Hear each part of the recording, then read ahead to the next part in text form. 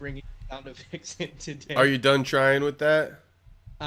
You know what? Maybe just the visual I could still do, but now that I know no one's hearing it, but shout out to all the replay viewers out there, Perry Puncho, Yes, DJ sir. MTK, Jacob, Okay, so we're in just getting episode 19. we're locked in. We're locked in. So today, welcome back everybody. We will be talking about a few big stories. I think number one is Mike Tyson apparently had Parkinson's before he fought Jake Paul, and now Jake Paul is saying that he didn't really mean what he said, but we'll get into that as well. There's more in the development of Eric Nixick and Sean Strickland. I think since we got off the last pod, Sean has responded. Nixick has issued a formal statement, so we're going to watch the response on Nixick's behalf. And I guess we could even replay that quick Sean Strickland little 2-minute clip. And then there was one other one I wanted to get into. Yeah, I saw you. You kind of sent me the agenda. Yeah, the Bryce Mitchell episode. Forrest Griffin is Wildin. Forrest Griffin is Wildin. Did you happen to see that clip? I did watch it. And it's funny because it's been almost a week, right? And It's been about a week. It's getting into that rotation of people are now throwing their opinion, because I think Might have Guru dropped on Friday or Thursday. yeah, and I think Guru dropped his reaction a few days ago. So it's interesting, now it's jumping into the news cycle. Yeah, I watched that. I actually watched the Griffin podcast, and then I watched Guru's reaction to it. I'll admit I was kind of multitasking when I watched that Griffin podcast. It was in a background kind of. Background thing, I was making my meal prep. Got you. And so when I heard him kind of kick it off like that, in my mind I was like, that's kind of wild, but I wasn't staring at them intently. So I just kind of moved past it. They seemed to not really be too bothered by it. Right. And then it started catching stream after they dropped it. Yeah, it started catching some steam, especially with that Guru video. And I mean, I can't really speak on it being thinking Forrest is racist, but I can speak from my experience. If I'm ever around a black guy, that's the last thing on my fucking mind, bro. Okay, just to give it a preface, Forrest was let's kick off this podcast so we can get on the same page. And he's saying weird shit I as a pasty white guy, not just a white guy, but he's offending himself. It was real weird kinky shit. You know what I mean? He's trying to shame himself or something like that. They used to say it about who am I talking about? There's somebody out there who they talk about who takes pleasure in self-deprecating themselves, if that makes sense. Sean Strickland, they say this about Sean Strickland, he has a kink about publicly embarrassing himself, and he's been asked about it a few times. I think Ariel's asked him about it, and this is what Forrest did. He publicly embarrassed himself by doing some weird shit, saying like I said, pasty white guys have basically done horrible shit to black people for hundreds and thousands of years through slavery. And Rampage, did you watch it by chance? I did. Rampage's face I during watched that it, first 5-10 minutes. Yeah. Rampage's face was oh god, here we go again. Bears too. Bear was all you could see him about to jump in. He's all right, hold on, we'll let you go. Yeah. So I mean, my take on it, I guess you could say, I think Forrest was pretty uncomfortable, and that just kind of his true colors showed there. If I'm being dead honest, something happened there. He had a malfunction. It's crazy because I had a different take of it. I saw something completely different where Forrest is the question that I saw a lot of people bring up online is why did Forrest even bring it up? Why did Forrest feel the need to even say all of that, right? To start off the podcast. I feel it comes from an uncomfortability standpoint. But I think, and he said this, and I wrote this down. He goes, I want to give you a thought experiment. I was like, okay, that's interesting. Forrest Griffin, if you were to look at even himself and other interviews, he's very, well, I want to say intellectual.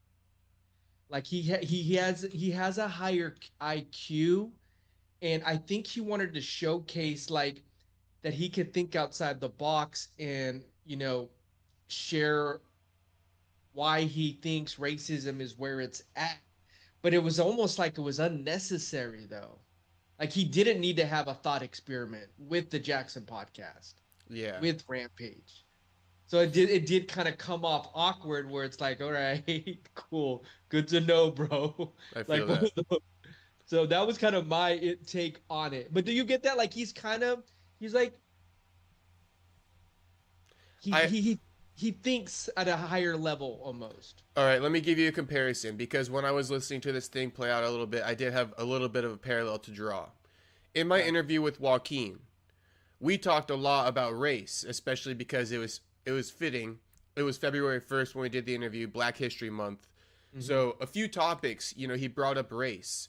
And in my mind, while I've been like rolling out the clips and shit like that, it's been getting a lot of feedback, right? And one of the biggest feedbacks we got on one of the clips was the one where he said he wants to be one of the first black fighters to bring over the black fan base. You know what I mean? Because there's been DC, there's been John Jones, but they don't have a black fan base necessarily. They're just like, they have the UFC fan base. Joaquin wants to get a black fan base over to the UFC. And in my mind, I've been thinking, these are good conversations to have, even though it makes people uncomfortable and there's people arguing in the comments. The fact that we could have that conversation, and I could also hear him out. I'm not like a black guy, So when he's telling me this shit and I'm understanding where he's coming from completely, I think it's a good conversation to have, especially with the contrast too, like him being black, me being a part of, I guess you could call it the demographic of the UFC, right? And so when you have the demographic now coming after Joaquin, you have me in the interview kind of like seeing, being on, understanding where he's coming from. And with that being said, I think these conversations are good to have. But Forrest, the way he went about that whole thing, I feel like it wasn't really, it didn't really bring forward any like real good discussions. You know what? Here's the thing. Let's say this. If this was a podcast about racial divide in the United States, perfect time to bring it up. Perfect podcast to bring it up on. Mm-hmm.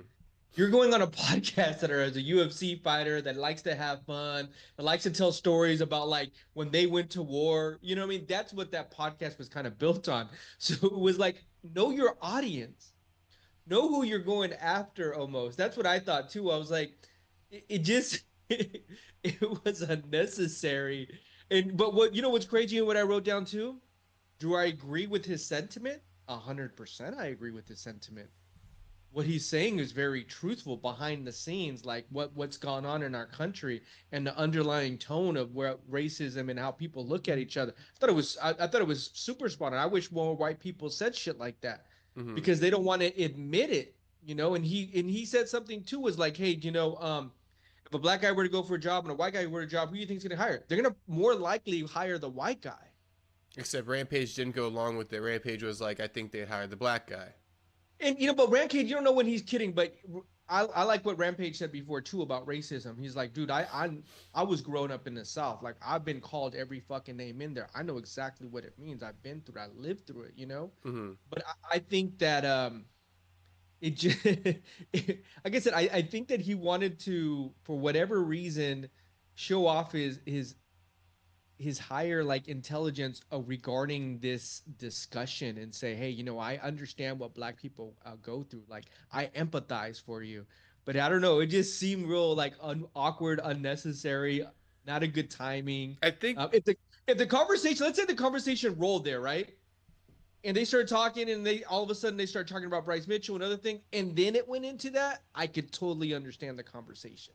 Yeah, I think it's a hard angle when you as the white guy are going to come in and just kind of tell Rampage how you're aware, how like his people have kind of like done him wrong over the years. I've oppressed, yeah. It's like, I think Rampage knows, I think I think it doesn't really need to be said. I mean, maybe if there was a topic, kind of like to what you're saying, maybe if there was a topic about racism, like let's say it was around the time of the whole George Floyd thing or something like that, right?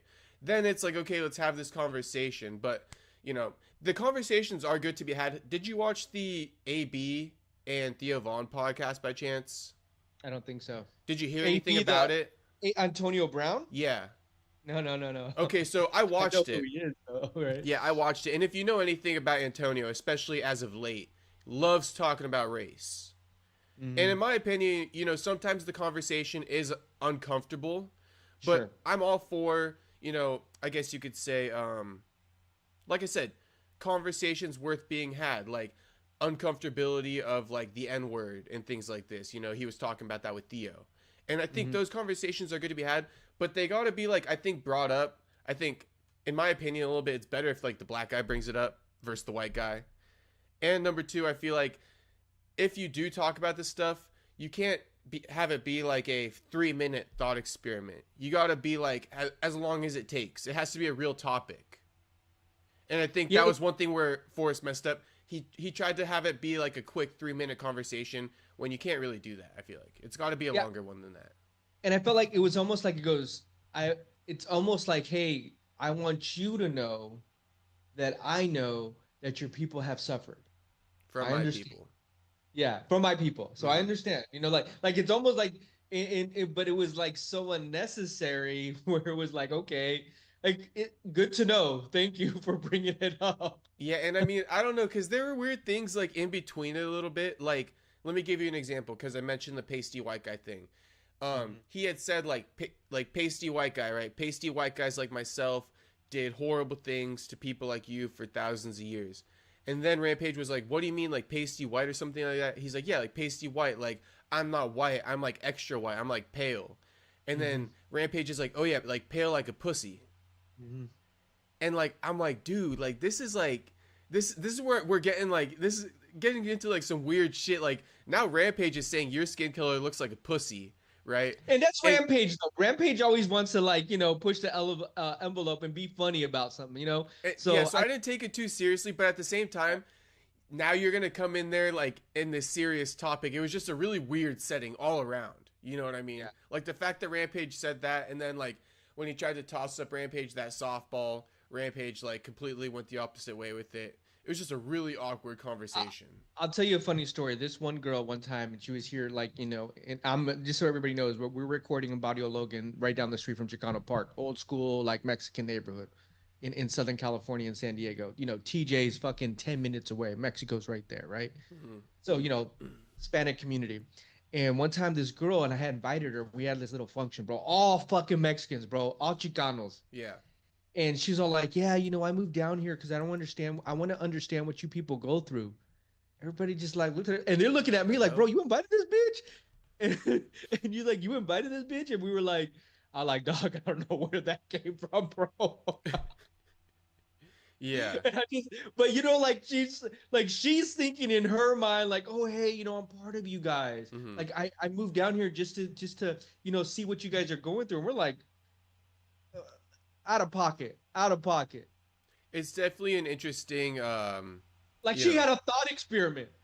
She wanted to live in the hood to see what we go through. And I might think that she was probably like naive. So maybe Forrest was naive. You never know. You know? And I think there's another because it was innocent. Yeah. It wasn't like out of anger. It was innocent, but yeah, it's just like I say, it was really weird, especially when Rampage said that part about like pink like a pussy. Yeah. I was like, oh my god, like this is just getting like super uncomfortable, bro. Super fucking uncomfortable. That's why I like Rampage though. Yeah, Rampage is chill. So I guess to get another topic out of the way before we get into some other juicy ones, let's just recap UFC Vegas 101. Well, okay, so I lost the bet, right? So I owe you $5. Well, you had Chaos Williams. All right, you got to do 5 push-ups. I don't need the $5. You got to I'll do 5 push-ups. Right. Maybe before this ends, I'll do 5 push-ups or some shit like that. All right. You guys heard it. Record that shit. Except they probably can't even see it because my camera's not gonna. I'll try to make it work. A gentleman's bet. Gentleman's bet. That was a good fight. Bonfim is a beast. You know what I liked about him? What he did, I felt like he was slow. I was like, man, come on, bro. I want to see more action from you. But I felt like he did a more of a veteran's move where he kind of let the fight come to him, and he didn't take too much damage. But he was kicking, he was hitting, he was mixing it in. He was making Chaos guess. He's gonna come with the jab. He's gonna come with the kick, and then if he got it to the ground, I think Bonfim already knew, bro, you do not want to see me in the ground, but I'm going to keep you guessing on the feet because the instant they got it to the ground, it was over. And he put Chaos out. over. And Chaos, and you can tell, bro, he had power behind those fucking, when he was swinging, bro, like, you get one of those to connect, Bonfim could have been out. Yeah, Bonfim was swinging to knock him out for sure. That's what he comes in there for. Chaos but again, Chaos was. But again, how do you put it? More well-rounded fighter is usually going to take the win, right? And I think Chaos came in there with a little bit of a one strategy. Yeah, what do you call it? One-dimensional approach. Yeah. Other than that, as far as the undercards go and like the lower fights, I don't really have much unless you do, but I got some stuff about the co-main and the main. Let's see if there's anything that really stood out to me. I know you had messaged about... And I'm going to pull up the rankings. Yeah. I mean, the Cannoneer, but I think we'll get into that a little bit in Rodriguez, because I actually had Rodriguez. I picked Rodriguez in that fight. And shout out to Angela Hill. I thought she had a really good performance. Shout out to Angela. Yeah, I thought she did what she needed to do. That's for sure. Let's see here. Johnny Walker's brother, he got a submission. Hats off to him. Who did he get that over? Now he got that over. It was quick too. Dontel Mays. The other thing that I was gonna bring up was, okay, now Gabe Bonfim's, was it? I think is it the older brother, Ismail? Yeah. Ishmael. That was interesting because he got hit and the doctor went up to him during the rounds. He was winning the fight in the beginning. And then Nassim came back, and he got his own flow going right towards the end of the round. And when the doctor came, it seemed like there was a language barrier. Like, hey, can you see? And I think he didn't understand, and he was like, oh, no, I can't see. Because you could tell he could see. Like, they've had worse fights go on. They let the Colby Covington fight. Actually, they called it Colby Covington. But whatever the case, I thought he could have kept going. And I think there was a language barrier, and they should not have stopped the fight. But he ended up he took a TKO off that. Yeah, that kind of sucks. That was an odd one. I remember hearing something about it, but was it like what do you call it? He got cut. Is it a win, you think, or what? Like, I know it's a doctor stoppage, but is that like, you think they should count that as a win, or like run that back? Oh, you gotta run it back, but he still got the TKO. He still got the loss. He still like, got was the win. Nazim piecing him up before that? Okay, so it was like a tail two halves. The first round, see, I'm your prelim guy. Yeah. The first round, I'm your undercard guy. Yeah. The first round, Ismail was winning. He was like on him, bro. He looked good. He looked sharp. He looked crisp. The second half, the Nazim came back and he looked good, and then he cut him. And when he cut him, he started attacking him, bro. And when he was attacking him, Ismail was almost done. He almost had him. Mm-hmm. The bell rang. He kind of was able to catch his composure. The doctor came in, say, "Oh, can you see? Can you see?" And there was a translator there, and I think that I think the doctor didn't understand what he was saying, and he didn't understand what the doctor was saying, and they got confused, and the doctor called it off. Okay. All right. Bro, let him go back in there. Like, let him at least, like, he could still see, but they called it. Okay. Well, maybe they can run that back then. Yeah, you got to run it back. The other one, Edmund. Edmund got a really good win over Budka. Yeah, and Edmund looked good, bro. He did look good. He did look good. Now, what I got to say is, and a lot of people are telling me, the more I'm learning about Edmund, is that, I like that division, is that he sucks on the ground. He's lost to all ground guys. Mm-hmm. And I was going to say, give him Bo Nickel. And remember what happened with Bo Nickel and Paul Craig? Mm-hmm. We thought it was going to go on the ground, but they both stood up and banged. If Edmund bangs with Bo Nickel, I think he fucking rocks Bo Nickel. But if Bo Nickel gets him on the ground, it sounds like Edmund's going to get submitted. Mm-hmm. Yeah, I like that breakdown. I think that Edmund has shown that he's that guy. If he gets propped up into a big fight like that, he's going to crumble. Mm. So like, but you broke that down correctly. But like, with that said, when they get in there under those lights, Shabazian will not defend that takedown against Bo. Maybe he can change, but that's dude, his he's Achilles proven heel. Yeah, it's his Achilles heel. No, because I was looking at the list of guys he's lost, all ground guys. Yeah. Now, Dylan Budka is a guy who I interviewed off Contender Series. He's like a cool guy. We've done a couple interviews, so I kind of feel bad because that's one of the first fighters who I've interviewed that's been cut from the UFC. Actually, there's been 2 so far, both off Contender Series. And he got knocked out, yeah. Yeah, and this guy's like pretty young. He's like 23, so curious to see where he goes from here. You know, it's always tough when these guys get cut. Another guy who I interviewed who got cut from off of Contender Series, he's like 30. Like, where do you go from here when you get cut from the UFC? Try to go to Bellator, right? Shit, bro. There ain't too much money in MMA. I'd probably go get a regular job, bro, if I'm being dead honest. Right. No, I feel you, bro. I'd probably go find like something you got, like a sales job or something like that, maybe, and then be able to train on the side. And like there's a guy who, when he got cut from the UFC, he became like a PE teacher and kept fighting. Like some shit like that, you know what I mean? Yeah. You can't really these guys who sell out for like MMA after like UFC, not worth it. It's a tough business. Tough business, bro. Tough business, bro. But you see it, like Dylan, I guarantee you he's gonna keep fighting. I mean, he's young enough though. You can grow and learn from this. Yeah, but like, how do you get enough money to keep training and shit? Like, that shit's expensive. Like, even me just trying to eat healthy and go to the gym, that shit is expensive. But look at Joaquin's story though. Yeah, but Joaquin has turned it around. Now he's getting that big bag. But look at, he's like 30 now. You know what I mean? You know what? Look how many years did? He was working at Walgreens when he first got signed to the UFC. But that's what I mean. Look at all these years it takes you to get to that point. You know, he didn't give up on himself. He kept going. He had a loss. Remember, he had going through this. I may have a different opinion on it. Yeah. You're 23, 24. You now realize what tough competition looks like. Sometimes you need that wake-up call. Like, all right, dude, I got to get back to the drawing board here. I'm good, but maybe I'm not as good as I thought I was. Right. I think that's what he kind of ran into. He had a good, little record going on before he made it to the UFC, but he's got to switch some things up. I think he said he's going to drop weight. But speaking of... We got the Calvin Kattar versus Youssef Zalal. But before that, Andre Petroski, Rodolfo Vieira. I don't got much to say on it. If I'm being honest, I didn't really watch the fight. But it was a decision. I watched it. It was all right. It was okay. But he called out Bo Nickel. He did. Do you think he's deserving of a Bo Nickel fight? I'd give Edmund the fight before him. I don't even. Okay. That's what I even had said. And I saw Bo Nickel say something back, and I was like, "Bro, fight Edmund. I'd love to see that."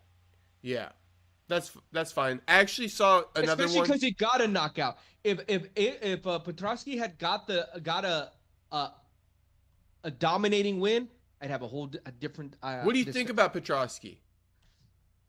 You like him? I like guys that get finishes. Yeah. Me too. And I like guys that go on a run and then you call your shit. The Carlos Praetos of the world, the Joaquin Buckleys of the world, the Charles Johnsons of the world. You start fucking, putting together some really nice wins, and you leave me no doubt where I can't even talk about, like, bro, whatever you want, dog. Yeah, let me ask you this too, because I also don't mind like a good domination. Like a good domination though, like a good ass beating. Like, yeah. Like Weili. Like all around. Yeah, like that's was my complaint with Weili. I wish he would have beat Tatiana's ass a little bit more, like beat her ass. But did Andre beat Rodolfo's ass like I'm talking about, or no? Because it was a unanimous. It seems like he dominated, but did he beat that ass? It didn't leave a lasting impression to me like that. Yes, you see, I don't like it when guys, they get the win, it's a unanimous, but nobody remembers shit. Yeah, yes, exactly. And so it was total strikes 60-58. He had less total strikes. And he's going to turn around and be like, he had less significant strikes, no knockdowns. Right. And Petroski's guy, he's won his last 3 fights. So he's a guy who's going to all unanimous. And he also fought Budka in a pretty boring fight. And he blamed Budka, saying Budka didn't want to fight there. I think you're going to see Petroski turn around quickly and be like, why aren't I getting things I want? And this is what we always talk about. I'm going to just say it. I'm not going to get all into it again. But this is because you don't play the game, Andre. It's not just about wins and losses. You know what I mean? If it were like that, everybody would get a title shot. So congrats on your winning, but I would say you got to make it more exciting. And play the game. Talk. Make some better call-outs. Because Rodolfo Vieira just stepping in on short notice is only going to get you so far. I mean, think about this. Okay, Buckley Set gets a yourself win. up now.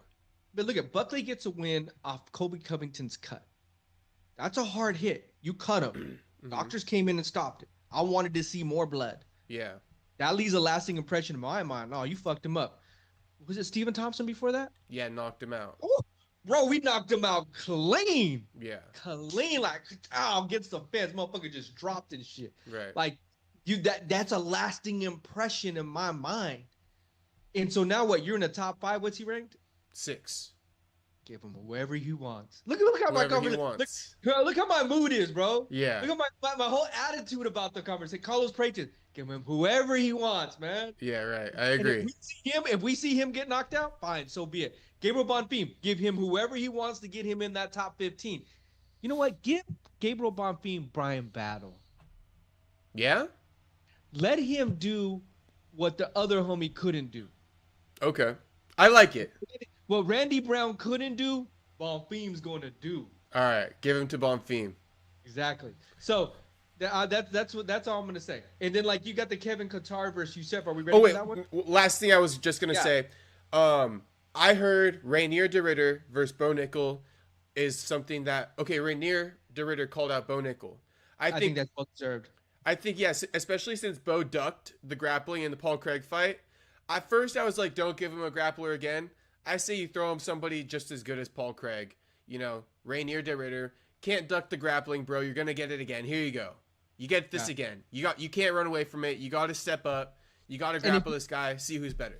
And if he wins, we're going to have a whole nother discussion like, oh, okay, he got through him now. Okay. We're going to say he's that guy. We're going to be excited. Ready. We're going to be jolly. Right. You're going to be ready for that top 10, competition. You know what I mean? So, like, yeah, you're getting to that level. So. Right. Okay. Calvin Kattar and another boring fight, kind of. That's a little boring. You know what? It was Qatar. I mean, Youssef. I expected more from Qatar, and Youssef very much was like, he's like an escape artist. He's good at what he does, but good at what it's fucking boring to watch. Yeah, it's almost like I was like, but where will that eventually get you? Yeah, you can outmaneuver the guy, and you can kind of keep running and dodging and running and dodging and jabbing, running and dodging. That's what he was, running, dodging, jabbing. Can you imagine a 5-round title fight like that? Everybody gathered around to watch that. He's gonna get booed the fuck out of the arena. Yeah, you have to add. And what is that in the Ilia Topuria's division? Yeah, featherweight. So I mean, it goes to show you why people love or hate Topuria. He gets the job done in a dominating fashion. Of course. We all love those knockouts and those finishes. I don't know. I expected more from Calvin Qatar, but Youssef did the job and got it done. But I kind of agree with you. A little boring. Yeah, I actually think, though, to shoot him a little bit of grace. Some love? I heard that he's gotten some finishes in his last fights. Now, I haven't been paying too much attention to Youssef. He's one of those guys. Okay, yeah, he's got 3 finishes since signing back to the UFC, all submissions. So we'll shoot him some grace. It's a one-time thing, right? You're not like Petrosky on your 4th unanimous decision win. One time. I like that. Yeah, so we'll give you some grace. You might not get the best opponent next, but work on that style, because I heard him saying like it's on the opponent to like counter what I'm doing. But dude, you gotta just deliver something better than that. You can't just blame the opponent to some degree. Come in there, put some fire behind your shots, and try to knock this guy out. So I mean, and I guess here's the thing too. He did his job. He got the win, and he got him into the top 15. Yeah. Now, and I agree. We'll give him a little bit of grace. Let's see who he can fight next. And see what he does with like maybe an Aljo. No, let's not give him an Aljo. I feel like, because like we said, that wasn't, Give him Bryce Mitchell. Maybe, yeah. Why not? Bryce Mitchell gets like some, a step down to some degree. So they got Youssef ranked 12 on Tapology. Where's he ranked on UFC rankings? Okay. 12. They put him at 12 because he wasn't ranked before that fight. And I believe Qatar was number 12, so he stole his ranking, and I think they put Qatar at number 13. 14. Yeah, you see Yusuf just like, and this is where it gets interesting, right? Because you see the names above him. Giga doesn't deserve a Giga fight. Aljo doesn't deserve it. Brian Ortega doesn't deserve it. So he's going to have to fight down. I like a Thug Nasty. Well, it looks like Josh Emmett's booked, but that could be one. But the other one, yeah, Bryce Mitchell, or, you got to go out of the rankings and probably give him like a Dan Ige. Dan Ige's 15. It says 16 on Tapology, but whatever. Yeah. If Dan Ige's still in the rankings, even better. Because Yusuf doesn't want to fight outside of the rankings. That's a good test, too.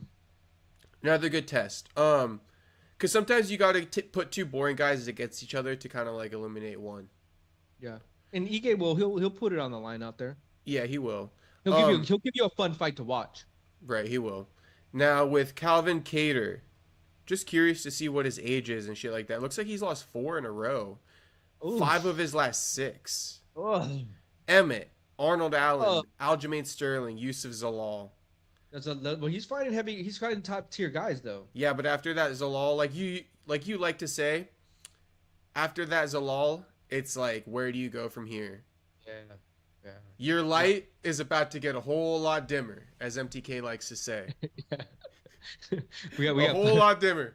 Hey, when you're flicking that lighter and shit, and you're trying to spark up, and the motherfucker don't work. Hey, if we ever get some merch for the show, that'll be one of the things. Your light is about to get a whole lot dimmer. We'll have to... No light. I like no that. Light. I like that. One more loss, your light is about to get a whole lot dimmer, boy. Ding, ding, ding, ding. Ding, ding, Clip ding. that motherfucker. Clip that.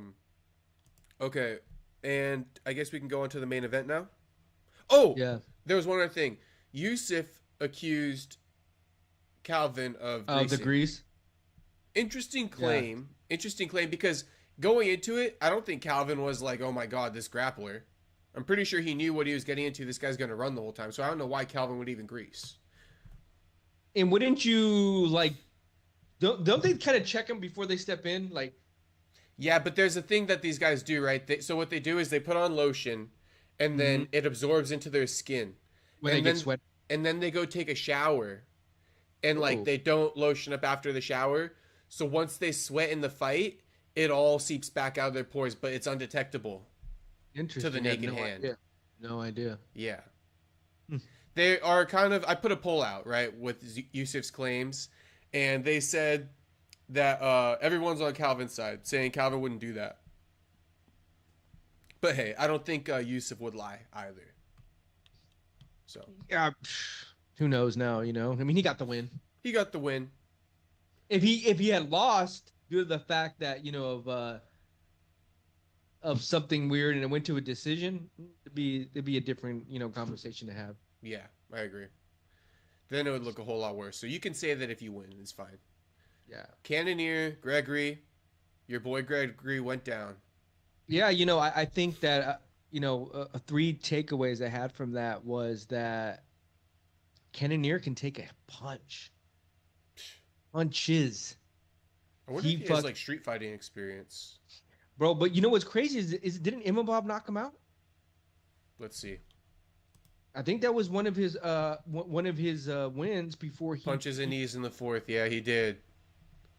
So I was like, bro, because RoboCop, and then the other thing too is there was a moment in that first round where he kind of had knocked him, and I felt like he kind of gave him room to get back up. I'm like, bro, why are you not going for the kill shot right fucking now? Like, he went up against the cage and he kind of like grabbed him, like, dog, that's your time to attack. Mm-hmm. Like, what would Joaquin have done? What would Carlos Paredes have done? Like, when they see blood in the water, you fucking go after it. You do. And then you could tell his cardio started to die down. They were even saying it. His hands were dropping a little bit more, right? Jared Cannonier was kind of catching his second win. And he showed that there's levels to this shit. I mean, my hat's off to Jared Cannonier. He showed that why he's in that position where he's at. And for guys trying to step in, hey, you better watch out when you fight a top 5, top 10 guy. Yeah, for sure. I mean, Cannonier, fucking beast. I guess yeah, wow. Yeah, and to get that finish in the 4th, meaning you cooked this guy, you broke him, you know. Yeah. You didn't just take him to a unanimous, you know, you broke him in the 4th, got that knockout. Good knockout. Yeah, and broke him, crumbled him. You really did. You love to see that shit. Yeah. One of the best knockouts to see, actually.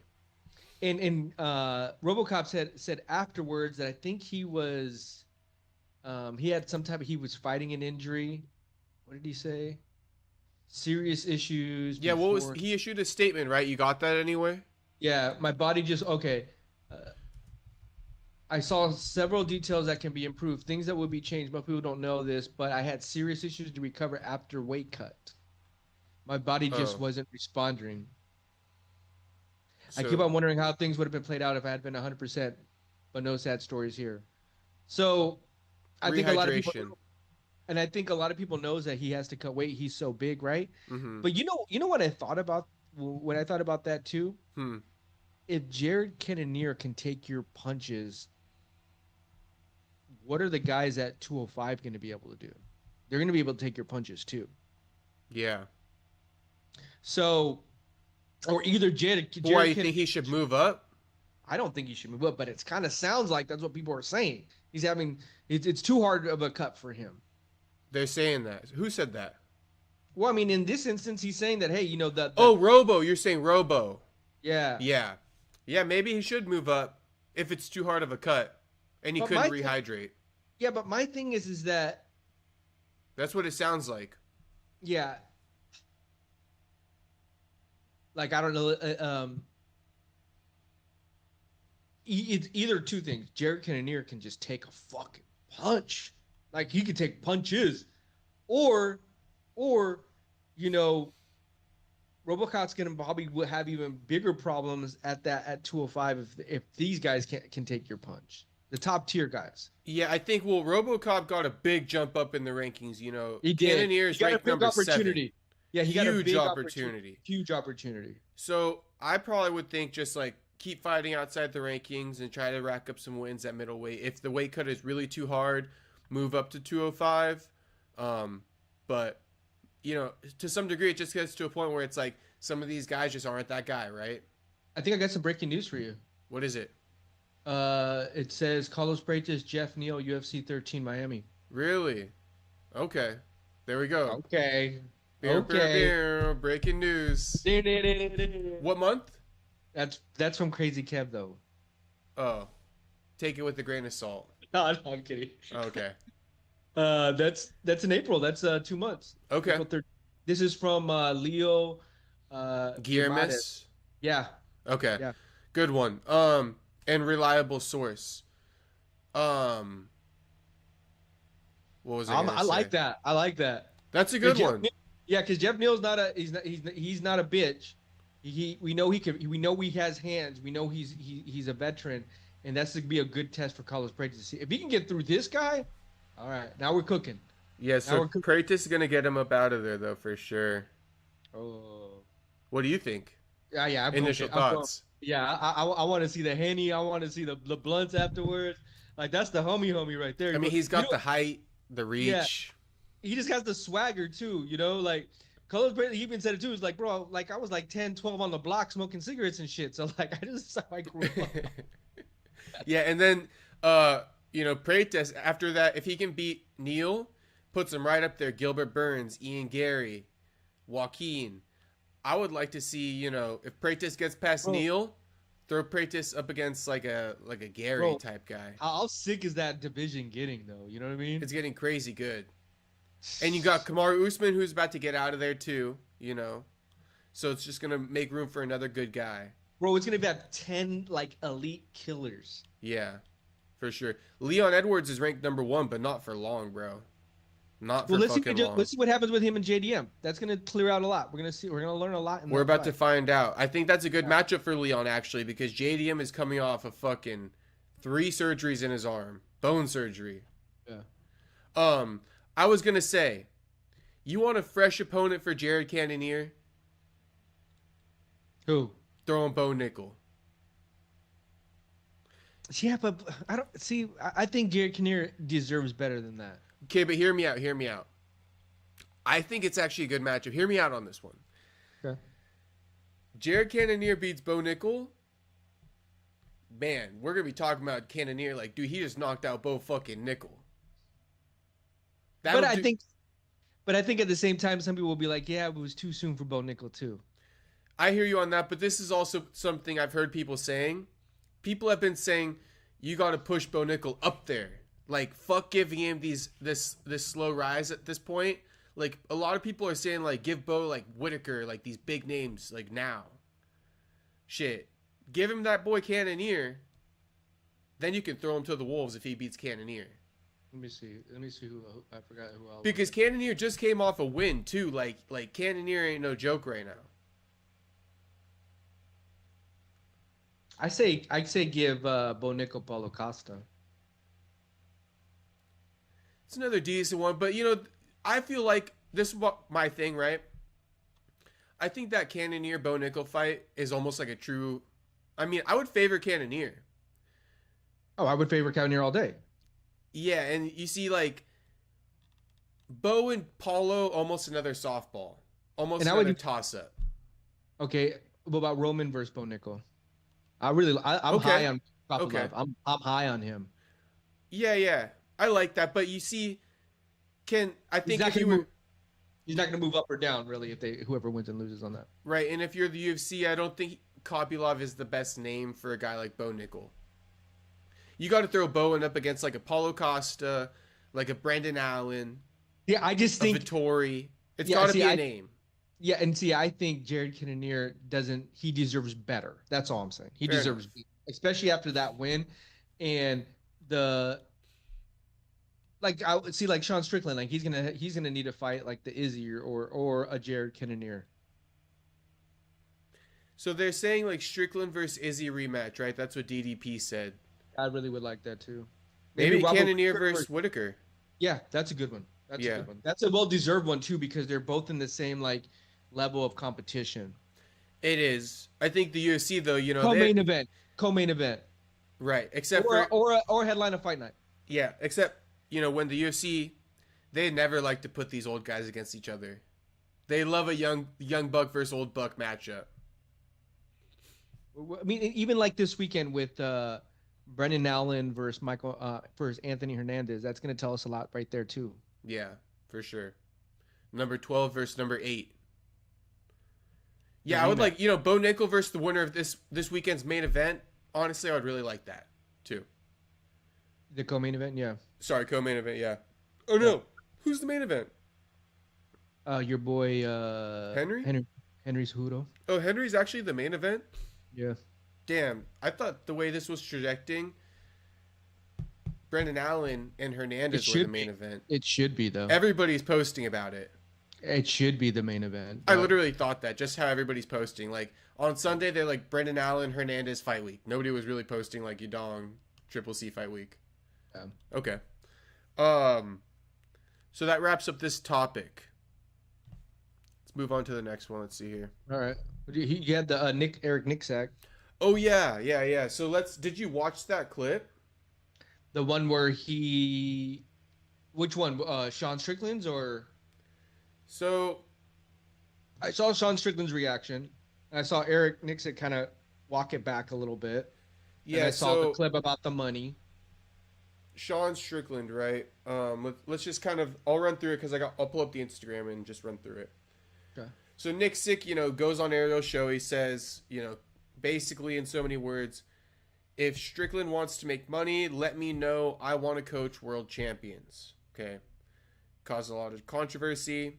And then Sean responded and he said, will this guy be in my corner again? Probably not. He thinks he's like a decent guy, but at the end of the day, you know, probably not after what he said publicly. Give it a few days, and one of Nicksack's coaches at his gym, you sent me this, so shout out to you. Justin James, former UFC fighter, he came out and he said this was about money. He said essentially, Eric sent Sean a 5-paragraph text talking about a payment, and Sean ghosted him.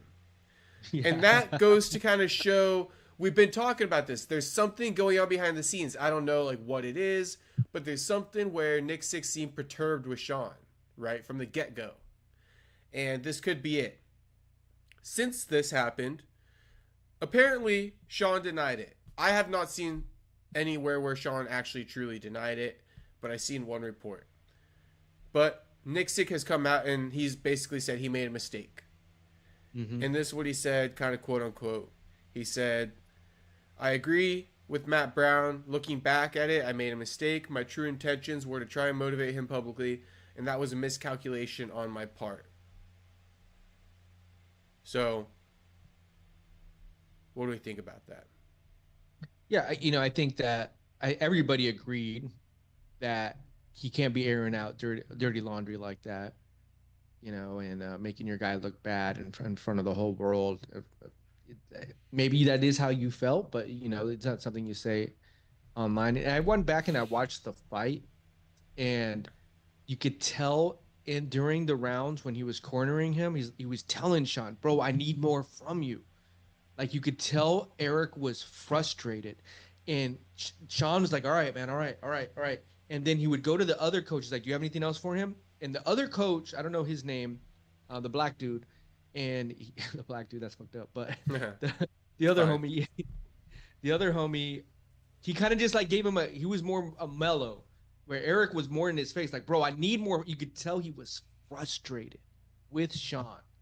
And I think that frustration rolled over into that interview, and he said some things out of emotion. And now the money part, no idea about. That could be a whole nother layer of shit, right? Especially if he left you on unread and shit. Like, bro, what the fuck? Mm-hmm. Like, hey, at least respond and tell me what's up, or we talk about it later, whatever. Like, if he owes you money, like, that's a whole nother conversation too. Yeah. And I don't know how that actually works within the UFC. Like, do they give the whole purse to the fighter automatically, and then, but that doesn't happen within 24 hours, I'm imagining. It doesn't hit their bank account like right when they leave the fucking stadium. No, I don't think so. I think they do get a check pretty quickly, though, if I'm not mistaken. Right. That's a good question, though. I should ask a fighter that. But, okay, so here's what I would say, too. As far as the payment is concerned, just worth mentioning. Sean has been public saying one of the main reasons why he trains at this gym, and you even asked me last week, you're like, why would you say Sean trains at this gym if somebody were to ask then, if it's not because of the coach? One of the reasons why is because Sean likes their setup. It's just a flat gym fee. You basically pay like a monthly fee like you would at 24 Hour Fitness. And then if you have guys who are your corner, you work out something with them privately. But other times, the gym owner gets like 5% of your purse just like off the bat and shit. So that's why Sean likes this place, because he can negotiate with whatever coaches he wants. Other than that, he just pays a flat fee at the gym. So with that being said, Sean's not really the type of guy who wants to pay coaches a lot of money. That's why he came over to this gym. He wants to just kind of like do his thing and not get like basically bought by the coach, or be the coach's like fucking fighting horse, Right. And be like a freelance, like a chicken, like people who fight chickens. Yeah, I get it. That's what these coaches try to do with the fighters. They try to like make all this money off of like 10 or 15 fighters in their gym. And that's just something to say. Like, that's why if you're wondering why Sean ghosted him, because Sean's not about that type of shit, like giving the coach all this money. And it's like, bro, how much more money do you want? But they would have to have something already rearranged, right? Like, hey, this is my cost. This is how much the fee is. After the fight, this is how much I expect. I mean, I would assume that's they've done this before, multiple fights, so they kind of know what the price is. And so it's like, why do you want more money now? But like I said, maybe they had already maybe arranged, like, hey, after each fight, I get X amount of dollars. Like, maybe, I don't know, or is it all? And I think at the end of the day, it's an added layer of like frustration, and then when you add money, why do people get divorced? Finances. Mm-hmm. Why do businesses end up dissolving with two business partners? Finances. That's the number one reason why people split up. Business and in relationships. So this is another prime example, because if it's money involved, bro, shit's gonna get wild. Definitely. And it just shows a little bit of true colors. Do you want a coach who's like over here arguing with the fighter about like money and shit like that before the fight? But I will say this. Let's say for example, you and me, like, doing the podcast, and you let me $200-300, right? Mm-hmm. And you're having frustrations with me, like, what the fuck, bro? Like, and I'm still not responding, but I'm still doing the show with you. Mm-hmm. We're gonna see some of that frustration come out. Let's say, and then you hear like, dude, you just fucking bought a bottle at the club over the weekend. Yeah. You still haven't paid me. It's gonna come out in one fashion or another, where you're gonna be frustrated. And let's say you go to another podcast, like, hey, how's everything going with you and MTK? Like, fuck that fool. What's the next? So let's not talk about that one right now. That fool was buying a bottle last week. But he's airing it all out. So I mean, that's where we see. I would have. Let's say we found out 2 months from now. Hey, they kind of had a riff. Something was going on, and he owed Eric still money. I would probably have sided a little bit more with Eric on that part because he didn't air it all out. It was behind closed doors. We found about it through a rumor or something. You know? That is a whole nother context. It is a whole nother context, yeah. And then we found out, Sean's not even training him anymore. Like, what happened? Yeah, I agree. So, okay. Because of the last fight? I think it's good. And we'll give Eric a fair analysis here. I will remove my emotions. And we'll listen to Eric's 8-minute clip of his apology since I went off on him last week. 8 minutes? 8 minutes. Give him a minute, bro. We don't got 8 minutes. Let's hear this out. Let's hear this out for a little bit here. Okay. Tuesday, you hop on Ariel. And I think anyone who watches Ariel or we don't need this guy's preface. Knows, like, you go on pretty regularly, number one. Yeah. Like, you had, but accepting the invitation. I guess how did that whole interview go for you? Like it definitely seemed for me, someone who knows you, that you had like a little bit of agitation or like this guy you were a little revved up potentially, and rightfully so. But let's just talk about the interview. Well, I made a mistake by accepting the invitation to go on in the moment that at the timing of where I was at. So I think people need to understand, like, you're coming off of 25 hours of travel. Yeah. A 19-hour time difference. I'm at the gym on Tuesday, half awake, right? I just should have said, hey, man, not a good time. Yeah. Right? And that's where I fucked up. Should have never done it. The reason why, yes, you win, bro, it's like you're on this parade, right? I also feel like, hey, you lose, you should face the music too. Definitely. Right? Like, hey, man, we lost. Let's face it. What kind of...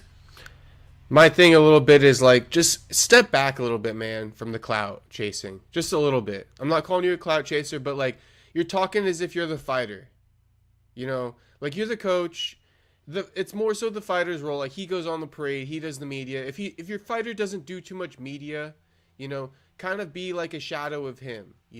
If you're cornering Sean Strickland and he's a pretty private guy, after the fight, you be quiet too. If your guy's really outspoken and you're like a Dreykus who likes doing interviews and stuff, then, go hop on, show your face places as his coach. I just feel like it makes it kind of messy when Sean hasn't spoken about a lot of things and you're out here addressing a ton of narratives that, like, don't, you know what I mean? Like, maybe if Sean has already addressed it, it makes it easier for you to come out. That's just my thing a little bit. Any thoughts? What did Sean say on his post? Like, hey, did he say that his coach is doing too much podcasting too or something? He did. He wants to, like, be a podcaster. Yeah, he said something on that line. I was like, ugh. But there's some truth to that, right? There's some truth to that. Evidently, your actions are speaking louder than words of you going on podcasts and doing interviews. Yeah, and you'll hear he says something. Go ahead. No, you're almost. I get what you're saying too. You're trying to be bigger than the fighter himself, who's the star. Yeah, he's the real star. He's the person out there actually performing. And you're kind of coming in. Yeah. There's two routes. Looking for some of that light. Right. And there's two routes, right? A lot of people kind of will be quiet and just kind of, I guess you could say, take their gratification in, like, helping others. And some people, they take more gratification in being public about a lot of things. Like, if you look at Nick Sick, getting the recognition. Yeah, Nick Sick's Facebook profile picture is him holding the title. He's just, it says to some degree, it says a little bit about you. You know, it's like you feel like you're the champ. You know, you got that belt on your shoulder as like your profile pic. Yeah. Not saying he didn't accomplish it, but if I'm being real, right? Like I'm saying, like Strickland, Aljo, and Francis. These aren't guys, bro, that you trained from the ground up and you taught how to fight. But if you ask Nixick, that's how he portrays it. I feel like he's just not a super genuine dude in that sense, where it's like he's super forthcoming with everything. That's something about me. I'm just kind of forthcoming. Like, I don't like people to think I'm something I'm not. So, like, if I got something really nice, but I live in an apartment, I'm going to tell you that. You know, I'm going to be like, yeah, I got this, but, like, trust me, I ain't rich, bro. I live in an apartment. You feel me? I feel like Nixick will ride with that narrative. He'll be like, yeah, it's a nice car, right? 100,000. Right? And he'll leave out some other shit just to, like, build up that image. But let's go on. What threw me for a loop was about 30 minutes before going on aerial, Sean is at practice with us, and Sean tells me all these things about how he felt in the weeks leading up to the fight, yada, yada, yada, his headspace. Mm-hmm. And it was very disappointing to hear where his headspace was and what his thought process was about being a champion or all these things.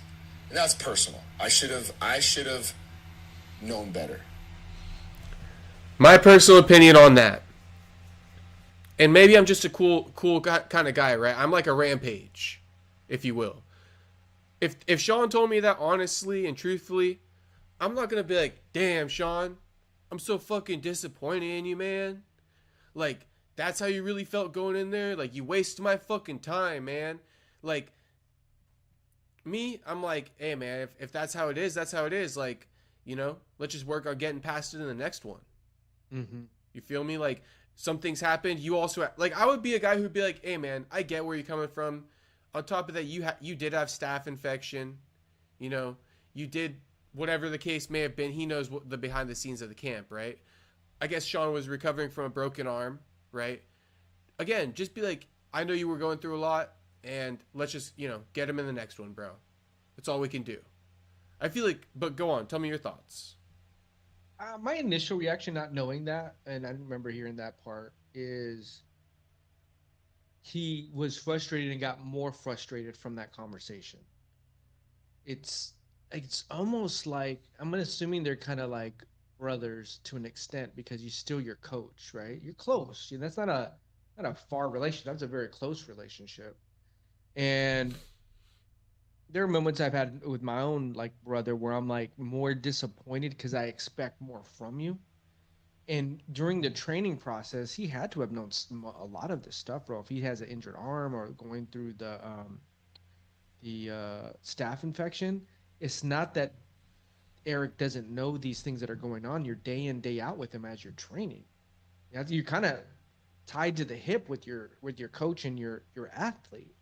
So I don't think it should be of a surprise to him. I think maybe he was more surprised of the attitude that Sean had after the fact, and that frustrated him even more, and that rolled into the interview. But like as we said, he should have probably never even then spoke up about it. And should have kept that all in.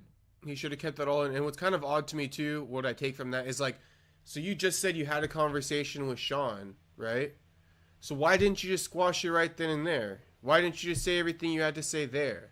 I guess you were tired. I guess it was in the middle of the gym. Maybe you didn't have the time. I can understand that. But, you know, that's my thing is like, you had that conversation. You were right there with Sean. If you did feel so strongly, then I would have been like right off the bat, like, hey, man, like that's not that cool, you know, and all this kind of stuff. But for him not to have that conversation, right? It's almost like he was right there.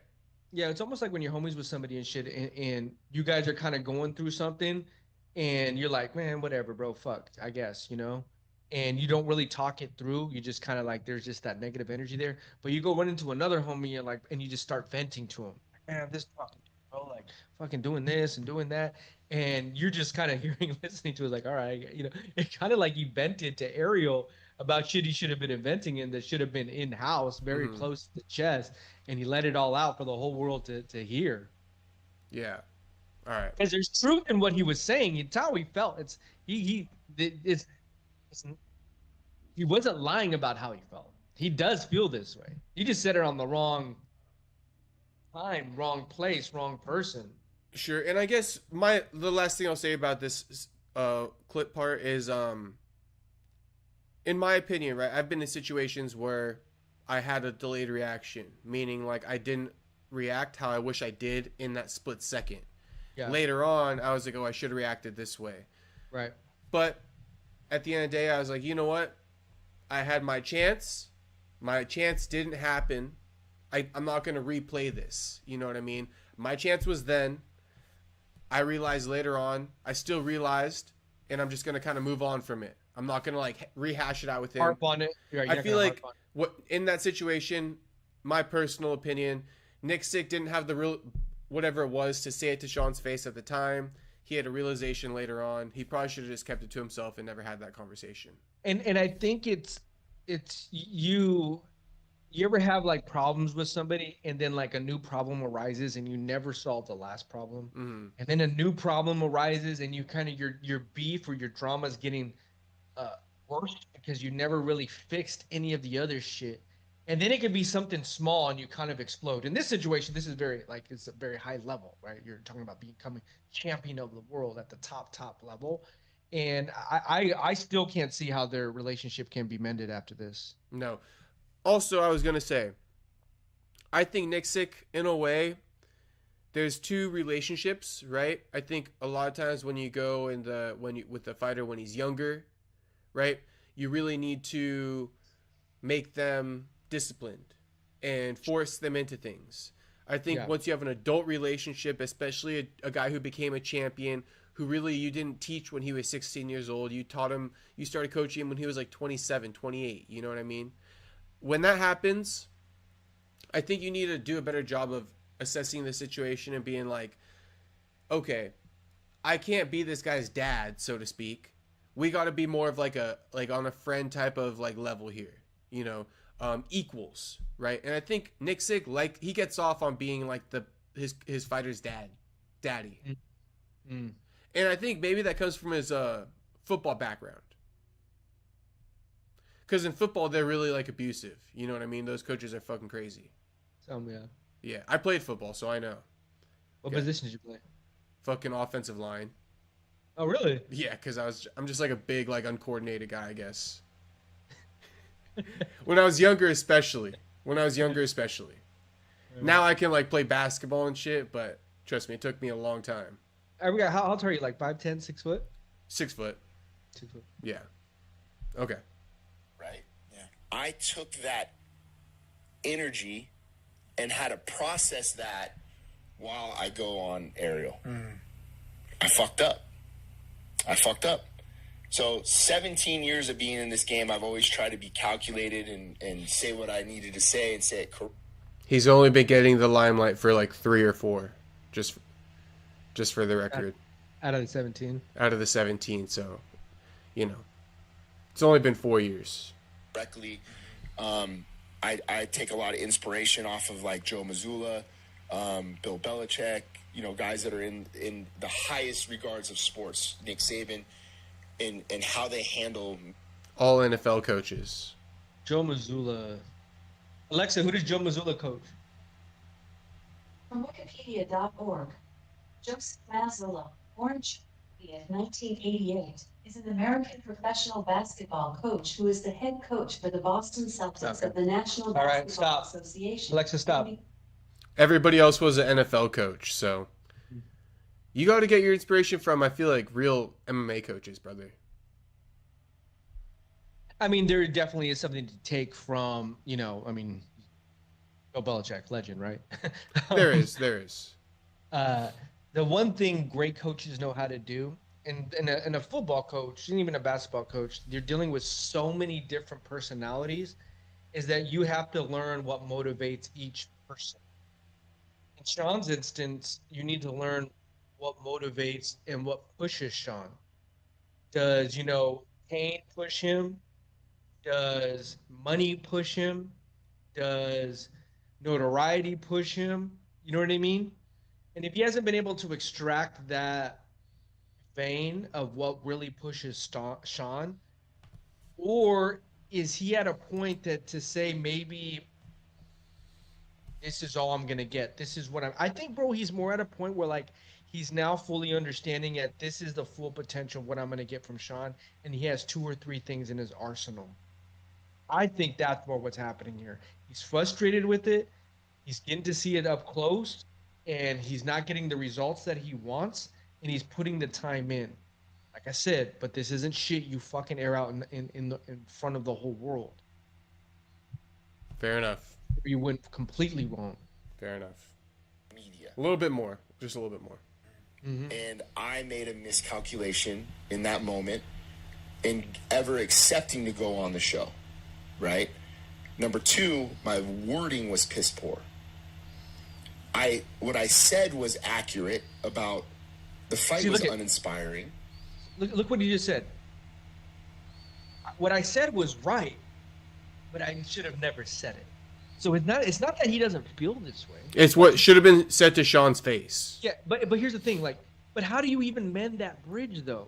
If you and me have problems behind the scenes and I still feel this way, and you're like, man, well, where do we go from here? Like, you know what I mean? Like, it's not that you can't just shake that feeling. Sean's gonna be who Sean is. Yeah, the relationship is done. That's a fact. I think we blame Ariel. I think that's the real catalyst in all this. You know, Ariel, my thing about I've been thinking about this, I guess, like in the back end. Because Ariel just drops these clips, right? And I drop clips too, but in a way I just kind of wonder, like, does Ariel like because of all the drama, right, from Ariel's clip, I wonder if like Ariel shoots Eric a text. It says what? Hey man, sorry about that. Yeah, like what's he gonna be sorry for? Well, what's interesting is that Ariel goes on, I think the next day, and asks somebody, he goes, oh hey, what do you think about Eric's response to my question? Yeah. Like that's a dick move, bro. Yeah. You know what I mean? Like you don't do that to friends. Like you kind of like, man, fuck, man. I wish it would have been more like, man, I wish we wouldn't have talked about that.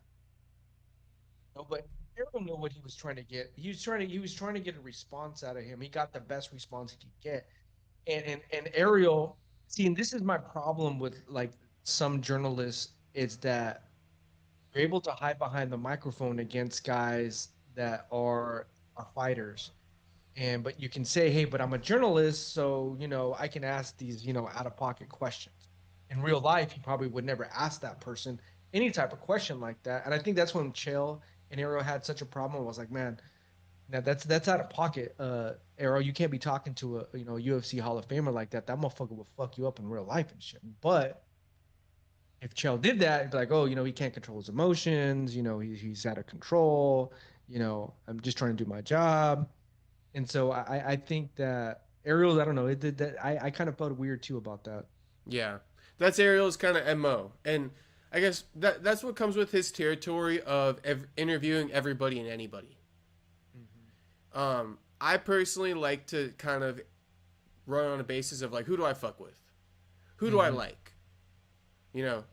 Because I'm not going to like necessarily be pushing a story that's like, I guess, super negative about Joaquin, right? Because I fuck with him and other guests on the program, you know what I mean? So I think Ariel, he interviews everybody and anybody, so he doesn't feel like he needs to show anybody loyalty, which is fine, but I don't know. What kind of relationships do you want to have? You want people to fuck with you or no? And his interviews are live, as far as I know. That everything's recorded live, and so they're taking the clips after the fact. So you're gonna get that raw cut version where it's not like you can go back like, hey, I don't know if we should really drop this because of what you said. Would you like us to edit it and take it out? Yeah. I don't want to offend anybody. Do you maybe you didn't? Maybe you were talking in the heat of the moment. Would you like us to take it out? But in this situation, you can't really do that. I just didn't like when he brought it up to somebody else and be like, oh, what did you think about that? Mm-hmm. Like, dude, like that's like, let's just leave it alone. Like we don't need to keep redigging that shit up. Yeah, I feel you. but he wanted to get another response. He did. You know, Ariel. Okay, let me just play the end of this. Yeah.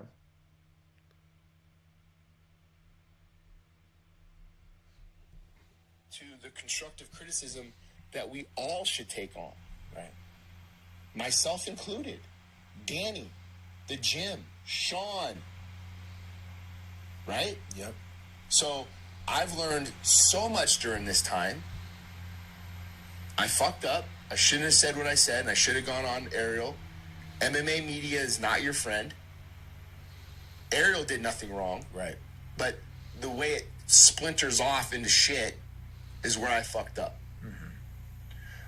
But everything has a silver lining. And I learned a lot about myself during this time. I learned a lot about where my time is served. I learned a lot about people in my own gym. I learned a ton. And I come out of this on the other end going, I will be better for it. Thank you for showing me this. God, universe, whatever. Yeah. And I'm going to improve because of it, whether I'm in Sean's corner or not. Damn, there was one other part where he was trying to say, will Sean fight harder in his next fight after this criticism I gave him? The answer is fucking no, bro. He's not. He fought as hard as he could, you asshole. You didn't get the goddamn point. But he was saying it like it was rhetorical, like of course he will.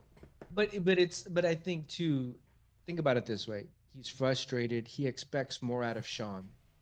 And I think that he thinks Sean maybe could do more. And then when you get the results of what you get, you're kind of like, what's the definition of insanity? Doing the same thing over and over and expecting different results, right? He's at that point with Sean where it's like, okay, we're not getting the results, but we're going in thinking we're going to be champions, going out being champions.